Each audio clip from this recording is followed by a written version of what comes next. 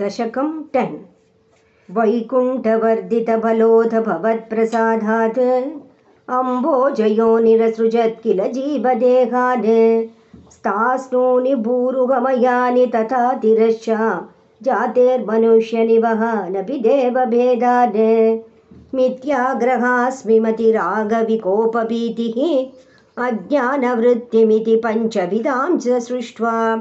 उद्धाम तामसपदार्थविधानदूनः तेने त्वदीयचरणस्मरणं विशुध्ये तावत् ससर्ज मनसा सनकं सनन्दं भूयः सनातनमुनिं च सनत्कुमारं ते सृष्टिकर्मणि तु तेन नियुज्यमानाः त्वत्पादभक्तिरसिका जगृहुर्नवाणीं तावत् प्रकोपमुदितं प्रतिरुन्दतोऽस्य भ्रूमध्यतो जनिमृडो भवदेकदेशः नामानि मे कुरु पदानि चहा विरिञ्चेति आदौ रुरोध किल तेन स रुद्रनामा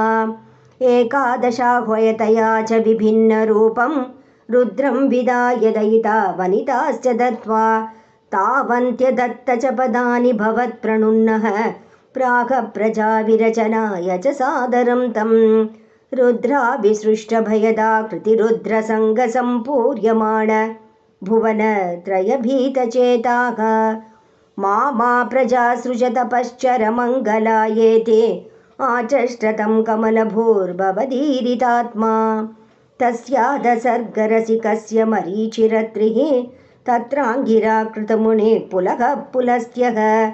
अङ्गादजायत भृगुश्च वसिष्ठदक्षौ श्रीनारदश्च भगवान् भवदङ्घ्रिदासः धर्मादिकानपि सृजन्नत कर्दमं च वाणीं विदाय विधिरङ्गजसङ्कुलोऽभूत् त्वद्बोधितैः सनकदक्षमुखैस्तनूजैः उद्बोधितश्च विररामतमो विमुञ्चन् वेदान् पुराणनिवहानपि सर्वविद्याः कुर्वन्निजाननगणा चतुराननोऽसौ पुत्रेषु तेषु विनिधाय ससर्गवृद्धिम् अप्राप्नुवंस्तव पदाम्बुजमाश्रितोऽभूत्